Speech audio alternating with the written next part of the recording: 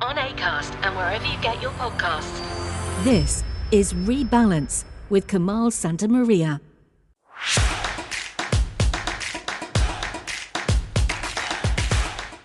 Hello everyone and welcome back to Rebalance, where our word of the week is tariffs. Because tariffs and trade wars are pretty much all anyone talks about right now, and unfortunately it is with good reason. Tariffs and counter-tariffs are flying back and forth between the United States and, well, whoever Donald Trump's most pissed off at on that particular day. Markets all over the world are tanking as a result. And through it all, the president was hawking Teslas on the south lawn of the White House.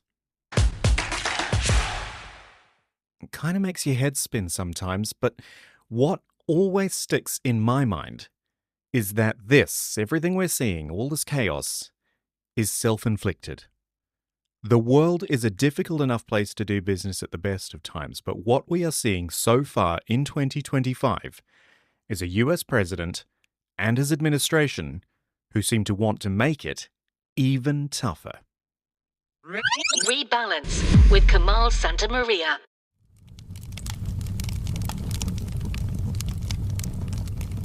There's a rare but persistent phenomenon known as firefighter arson, where those whose job it is to stop fires and to save life and property are actually the ones who are starting them. Why do they do it? Quite often it's a case of hero syndrome, starting a crisis which they can then neutralize and be duly praised for. And it's hard not to feel that there's someone doing that with the global economy right now, from his chair in the Oval Office.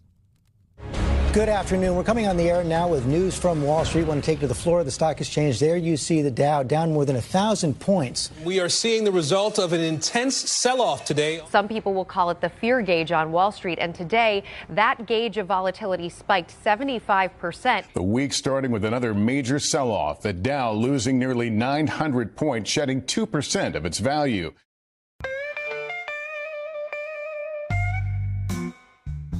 And that was the story all week long. US markets falling, international markets following, the application and reversal of tariffs, and a constant denial that it was in fact all interconnected. Have you been influenced in those decisions because of the market reaction? Well, there were no delays at all. No, nothing to do with the market. I'm not even looking at the market because long term, the United States will be very strong with what's happening here. This from a man who has always linked the strong performance of the markets to his very leadership. And by the way, he didn't say in a tweet more than a decade ago that if the Dow fell 1,200 points in 2 days, then the president should be impeached. That is, genuinely, fake news. But why does the president think the markets are so volatile? Do you think they don't like the tariffs, or do they not like the uncertainty with some of the changes and the carve-outs? Well, a lot of them are globalist countries and companies that won't be doing as well because we're taking back things that have been taken from us many years ago. So that's a very roundabout and generic way of saying we're tariffing the hell out of everyone at the moment because we think the world's been ripping us off for years, and the markets, which are just globalist companies anyway, don't like how strong we are. It is also, of course, nonsense. Tariffs are taxes on imported goods, and when the companies bringing those goods into the US have to pay more because of the tariffs, those costs get passed on to the customers. That's why the markets and millions of Americans are so spooked. But hold on for a second. What if it's not nonsense?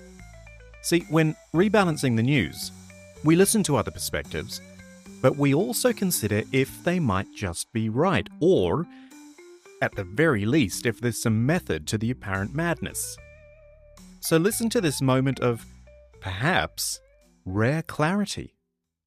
What I have to do is build a strong country. You can't really watch the stock market. If you look at China, they have a 100-year perspective. We have a quarter. We go by quarters. That's true. And you can't go by that.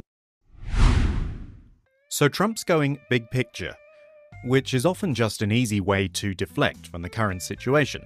You go macro instead of micro. But he's not necessarily wrong either. Western economies do operate on a quarterly basis. That is, a quarter of a year, 3 months. And 2 quarters of negative growth is technically considered a recession, which is the kind of alarmist headline the media thrives on. Yes, the quarterly data, even the monthly data, is giving us a fact-based breakdown of what's going on right now. But you need a lot of that quarterly data to see the overall trend. And of course, none of this is helped by the political cycle.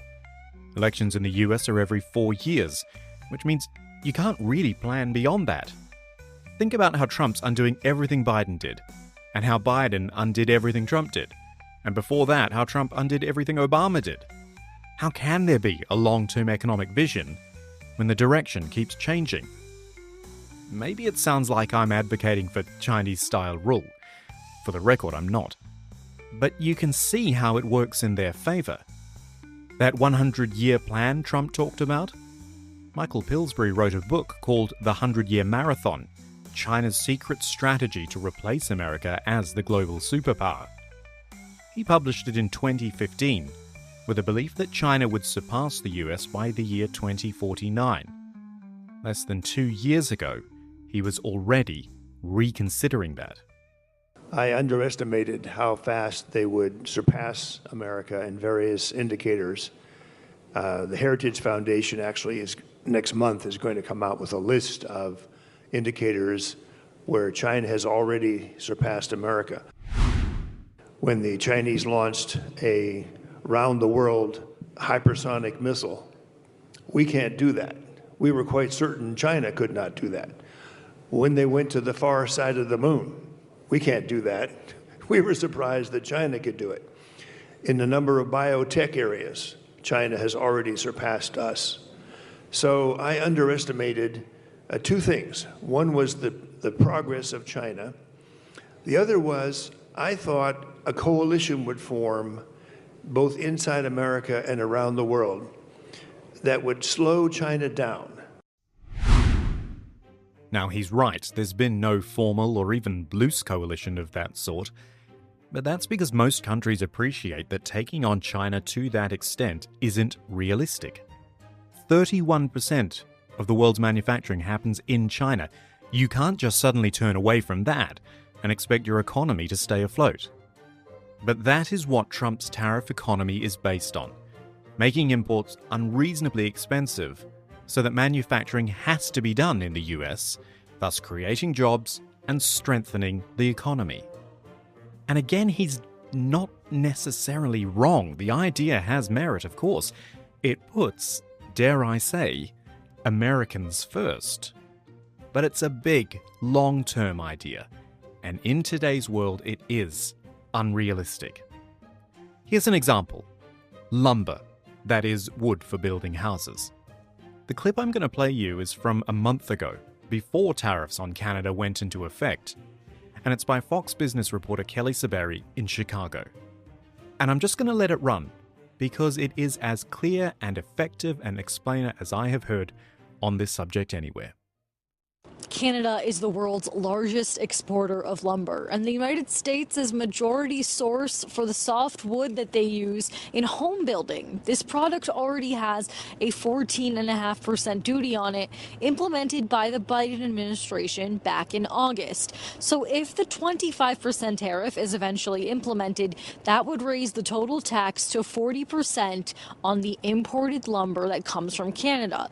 The existing 14.5% duty comes after a decades-long dispute between the two countries. The American side says the Canadian government is unfairly subsidizing their timber industry, flooding the U.S. market with cheap wood, thus hurting the U.S. logging industry. Though President Trump has said the U.S. has all the trees it needs, our nation does not have the mills or the manpower, according to the industry experts I spoke to. So a few important things there. Tariffs aren't just a Trump thing, and a sudden decline in lumber for building houses in America would just not be sustainable. This, the markets, the White House's spin is that it's short-term pain for long-term gain. But as I record this, the benchmark US stock index, the Dow Jones 30, has lost 9% of its value since the end of January. And that means Americans' investments and retirement savings are losing their value too. If this economic fire was a freak accident, they'd probably accept it as just the way the markets work. But when it's been lit by the guy in charge, when it's a deliberate act from someone who claims they were saved by God so they could save America, well, that's looking a lot more like economic arson.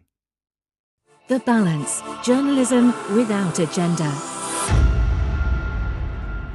That is the tariff economy in action. And you know, just as I was recording this, there is talk of 200% tariffs on European alcohol. Because apparently the EU is very nasty and was only set up to screw the United States over. That is what the president says. So I will just leave that there. That's it for this week's Rebalance. Do follow us on social media at The Balance Feed. Drop me a line if you like. Kamal@thebalance.website is the email. And of course, everything, including this podcast, is up on our YouTube channel. I've been really pleased to welcome so many new viewers and subscribers there in the last week or so. Thanks for listening. Hope you're all keeping well wherever you are. And we'll do it all again next week. Talk to you then. Rebalance is a production of the Balance.website and is brought to you by Acast. For more, visit shows.acast.com/rebalance.